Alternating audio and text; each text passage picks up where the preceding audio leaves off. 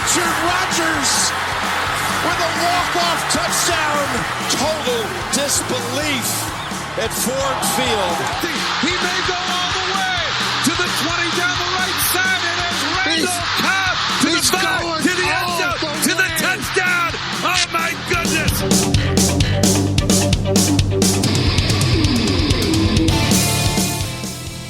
Hey everyone, welcome to the Green and Golden Boys, a Packers podcast, the podcast for fans who are excited to take it to the Bears this Sunday night. This is Marcus, and with me as always is Charles. Charles, how are you today? Good, how are you, Marcus? I can't complain. I'm getting ready for the weekend. Excited for some Packers football, although, it's the second latest game of the week pretty much on Sunday night, so gonna have to try to find a way to kill some time before then. But I'm excited for this game. Obviously we're coming off a loss to the Vikings divisional game, and we're playing another one against the Bears. First of all, a couple things I wanted to, make note of.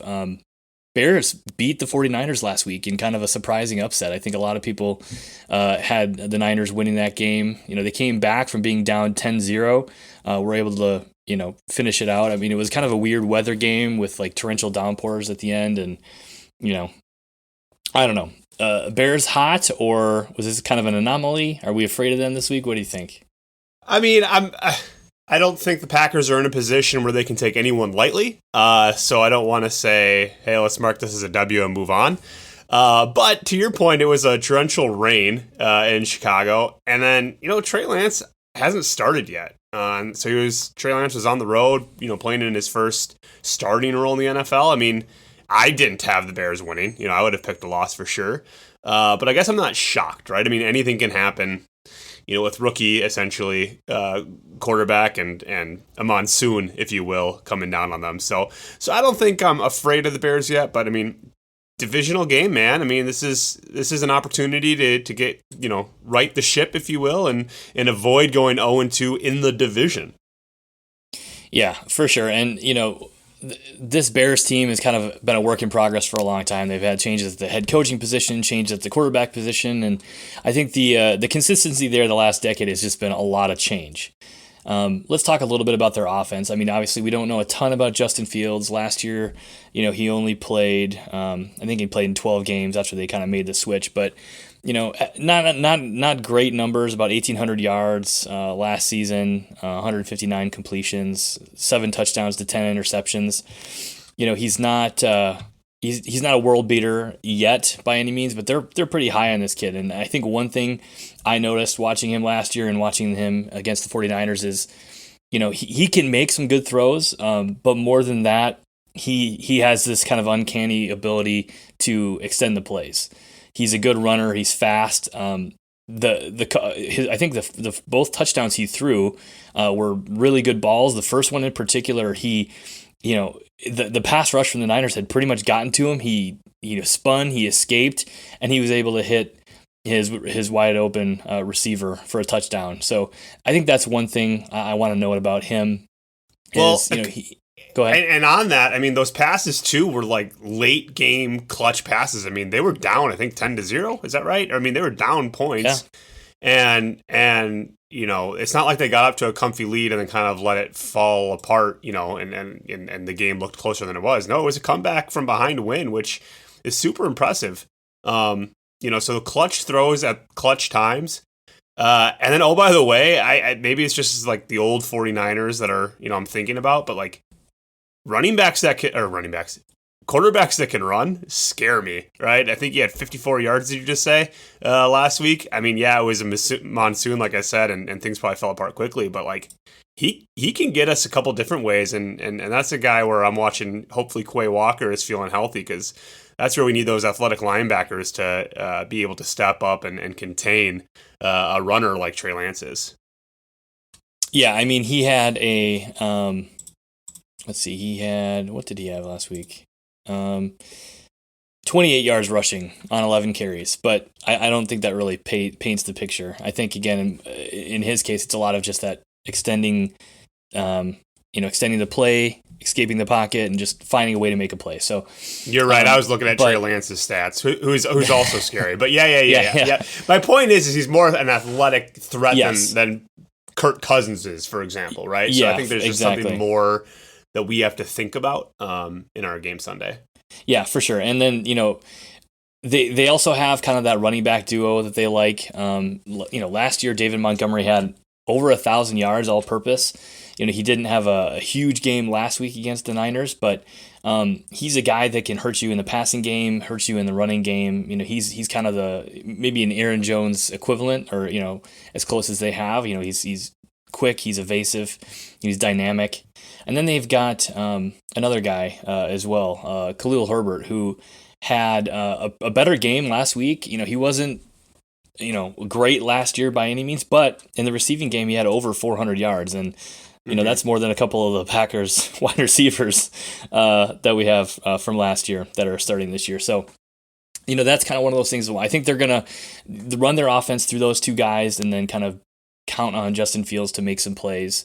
But, certainly have some dynamic playmakers on offense for sure. I think something that's interesting is we played the Vikings, week one, obviously with a new coach, so we couldn't really see what they were going to do to us, I guess, right? There wasn't a lot of film out there on them. The Bears have a new coach as well, and I don't know how much you can get from last week's game against the 49ers, right? Like, we're kind of talking around it a little bit, but I mean, everyone kind of has Darnell Mooney as their top receiver, but he's only had one catch for 8 yards, right? I think just because it was such a mess out there, it was more of a backyard game. And I think the thing that concerns me about Sunday night is that we don't have a lot of good tape on. I mean, what do you think you can get a lot out of what we saw out of that game to say, okay, this is what they're trying to do? Or do you agree with me where it's almost like week one again for them, where we don't really know what their plan of attack might be and who Justin Fields is going to be relying on in the passing game? Yeah, I mean, he only had 8 completions in that entire game, which is crazy to think about. But we've seen that with Jimmy Garoppolo and against the Packers, and in similar games, they just they ground and pound, they run the football, they have play action, they have these end arounds, they have some creative play calling on offense, and I think that's what we can expect. I don't know that we can gather a ton from that film from last week, but I don't think it's an offense that's that different from last year. I think the bigger difference this year for this Bears team is their defense. Yeah. This year they've got what seemed like a solid pass rush last week, but they've got no Akeem Hicks, they've got no Khalil Mack. I mean, Khalil Mack, by the way, had 3 sacks for the Rams last week, which is absolutely insane. But it's a pass rush I think you have to be cognizant of, but I think this defense is probably going to be the weak point for this Bears team, and I think the Packers have an opportunity to try to gel a little bit on offense and exploit that. Yeah. So what do you think the key to our offensive side of the ball is? What do we need to do to exploit that newer defensive front? Do you think because they're newer, we can kind of spread the ball around, or do you think we should kind of get back to what I think we should have done last week and be more of a run-first offense? I guess what do you think LaFleur's plan should be here going against the Bears on that newer defensive front? Yeah, I mean, I think until the Packers can really figure this wide receiver group out, then it's run first all the way for sure. Your offense is going to run through Dillon and Jones, but I think we say it like it's a no-brainer, but what the hell happened last week? I mean, Yep, true. I don't know. I mean, we're not coaches. There's a reason we're not coaches in the NFL. So I mean, they know stuff that we don't. I haven't applied for a job yet. Oh, that's right. Yeah, I bet you can get in somehow. Graduate assistant or something like that. Although that's for college, not the NFL. But anyway, one thing I noticed from watching the Niners Bears game was when the Bears had big plays, it seemed like they were. When the Niners had big plays against this Bears defense, it seemed like the Bears were in zone coverage, and they were able to kind of have guys wide open in the middle of the field. So the linebackers dropped in because they were, a little bit more worried about the run. So they stacked the box, and then all of a sudden you've got this space in the open field, and Trey Lance could, hit an open guy in the middle. So I think the Packers are going to have to do something similar, whether that's with their running backs or with their tight end group, or Randall Cobb running in the flat. But I think that's kind of the key for our offense is, to your point, run the football, but try to take what the defense gives you. Don't get too cute. If you've got an 8-yard out, take it. You don't have to force the ball down the field. Like Rodgers has a tendency to do, more so when Davante Adams was on this team. But That's what I'd say. Yeah, I agree. Obviously besides number 12, the two best offensive players on the field are A.J. Dillon and Aaron Jones, right? I mean, they just are. So whether it's a run, whether it's screen passes, whether it's Jones, splitting out wide, get them the ball and get them the ball quickly, especially if we still don't have our offensive line. I mean, that was the frustrating thing about last week is it felt like it was like, McCarthy was back, coaching the team because there were long developing plays, looking for receivers. But I mean, let's just quickly get the ball into the hands of our playmakers and just, kind of go from there. And once we kind of establish that run and establish a rhythm, then take your shot at Christian Watson or take your shot at Romeo Doubs. I mean, to me, it's just regardless of a rush or pass, we just got to quickly get the ball into Aaron Jones and Dillon's hand. Yeah, for sure. And I think, one thing we haven't mentioned, but, the Packers have to protect the football. We had 2 turnovers last week. The interception, not a big deal. I mean, that was essentially a punt at the end of the half. But, Aaron Rodgers wasn't getting protected, got smacked, and lost the football. The Bears took the ball away, I think, twice from the Niners too, and I think they capitalized on both of those turnovers. So yeah, Packers need to protect the football, and I think if they do that, then they can win this game. I'm looking at the weather here for Green Bay, and there's a 60% chance of rain. Do you think there's a chance for another monsoon game up in Lambeau? There's always a chance. Yeah, I mean, I don't know that if it says 60%, I don't know that we're gonna see what we saw last week in that game, but that could make it interesting, kind of an old-fashioned Green Bay Chicago rainy game on the ground pound slugfest. I wouldn't hate seeing that, but before last week, did you know that it was a unsportsmanlike conduct penalty to wipe up and mop up the field with a towel? No, I had no idea. I guess I don't get it.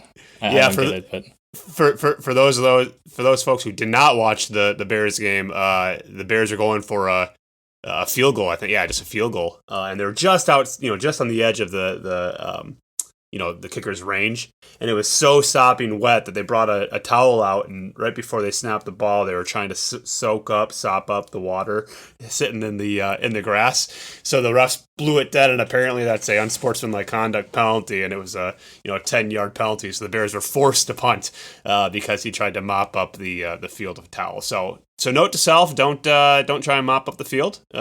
Just play through it, I guess is the lesson. No idea that was a penalty. I wonder if he had tried to just bail out that area like you do in a boat, and you're trying to just scoop with your hand, and I wonder if that would have been a penalty too, or if it was the use of the towel that was the penalty. Yeah. Anyway. I don't know. We'll have to look deeper into that. What about defense? What's your key for this Packers defense to win this game?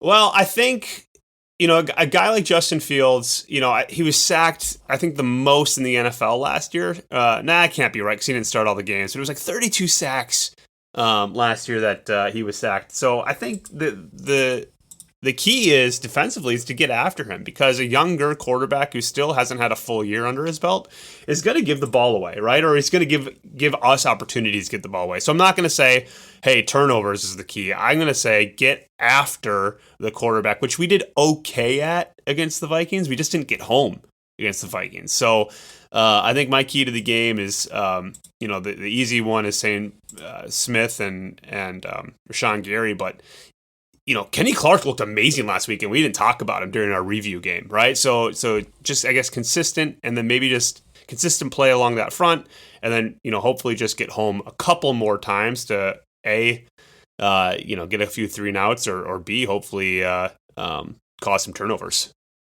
Yeah, for sure. And I think, to your point, containing Justin Fields is going to be probably the biggest key on defense. I mean, we saw the big plays last week were almost always, for Justin Fields, were almost always, him extending the play, breaking out of the pocket, buying time and then making a throw, or, extending the play or running with his legs. I mean, for a first down or whatever it was.